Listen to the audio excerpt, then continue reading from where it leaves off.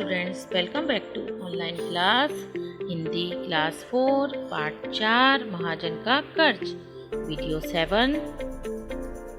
बहुत समय पहले की बात है। वनवासी लोगों के क्षेत्र में भयंकर अकाल पड़ा। पेड़ पौधे सूख गए, जानवर चारा पानी ना मिलने से दम तोड़ने लगे। चारों ओर त्राही त्राही मचने लगी। लोगों ने भगवान से प्रार्थना की। भगवान ने उस क्षेत्र के महाजन से वनवासियों की सहायता करने के लिए कहा। महाजन बोला, भगवान जब अनाज बहुत पैदा होता है तब ये लोग उसकी तनिक भी चिंता नहीं करते। बताइए अब अनाज उनकी चिंता क्यों करे। हाँ, तुम ठीक कहते हो, परंतु तुम्हारे पास उस भंडार में काफी अनाज है। तुम्हें संकट के इस समय में इन लोगों की सहायता करनी चाहिए। भगवान महाजन को समझाते हुए बोले, भगवान आपका आदेश सिर माथे पर, परंतु मैं तो महाजन हूँ। 4 पैसे अधिक मिलेंगे तो बेच दूंगा। आप इन लोगों को अनाज देने के लिए कर्ज चाहते हैं तो मेरी बही में हस्ताक्षर कर दीजिए और कर्ज दे दीजिए। महाजन ने भगवान के आगे बही फैलाते हुए कहा,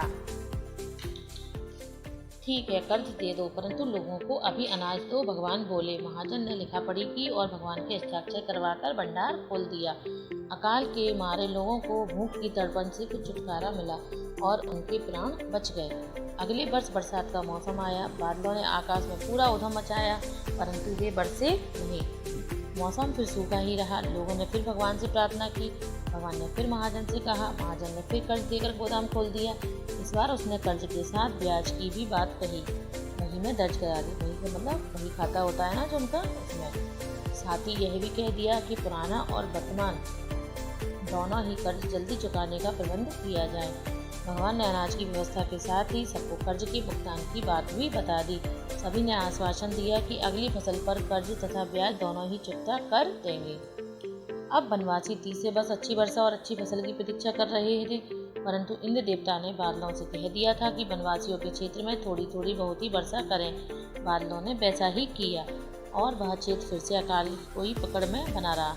3 वर्षों के लगातार अकाल से वनवासी हाहाकार करने लगे। उन्होंने फिर भगवान से विनती की। भगवान ने फिर से उसी महाजन से कर्ज लिया और अकाल पीड़ितों की मदद की।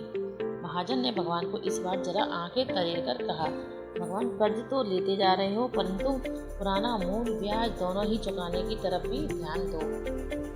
भगवान बोले, फिक्र मत करो महाजन, तुम्हारा मूल और ब्याज दोनों ही पाई चुका देंगे। परंतु दुर्भाग्य ने साथ ना छोड़ा। चौथे वर्ष भी बादलों की लुका छिपी बनी रही। वे फिर से धोखा दे गए। अकाल निरंतर बना रहा। भगवान बिना किसी के विनती किए स्वयं अनाज उतार लेने के लिए महाजन के पास गए, परंतु महाजन ने तुरंत वही फैलाकर हिसाब बताते हुए पुराना कर चुकाने को कहा। भगवान ने फिर हालात ठीक होते हुए कर चुकाने का वायदा किया। इस पर नाराज होकर महाजन ने उनका मुकुट छीनने की कोशिश की।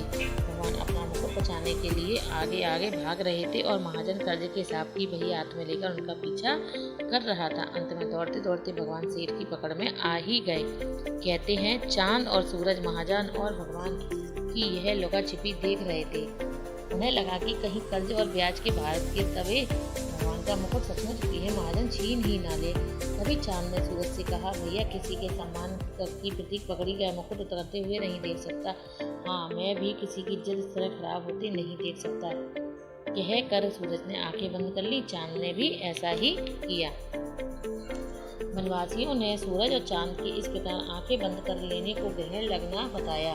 साथ ही कहा गया है, कर्ज लेने से सम्मान पर ग्रहण तो लग ही जाता है, स्वयं भगवान का भी तो सम्मान कर्ज लेने पर ही खतरे में पड़ा। इस स्टोरी से आपने क्या समझा कि जो वनवासियों की रक्षा के लिए बार बार भगवान आते गए और महाजन से बार बार कर्ज देते गए। इसका नाम से क्या हुआ कि वो भगवान का मुकुट छीनने की कोशिश की। हाँ, महाजन ने, और ये सब चीज़ें सूरज और चांद देख रहे थे। तो उन्हें लगा ये क्या हो रहा है, कहीं ये भगवान का मुकुट सार भी ना छीन ले। उन्होंने अपनी आंखें बंद कर ली। तो उसमें क्या कहा कि भगवान सूर्यचंद्र को ग्रहण लग गया। इसलिए क्या कहा गया है कि जो इंसान कर्ज लेता है उसको कर्ज लेने से क्या लगती है, उसके सम्मान पर तो ग्रहण लग ही जाता है। स्वयं भगवान का भी तो सम्मान कर्ज लेने पर ही खतरे में पड़ा। स्टूडेंट, आपको ये स्टोरी समझ में आई? आप इसके का रीड और करेंगे। नेक्स्ट वीडियो में मैं आपको इसकी एक्सरसाइज कराऊंगी। तब तक के लिए गुड बाय।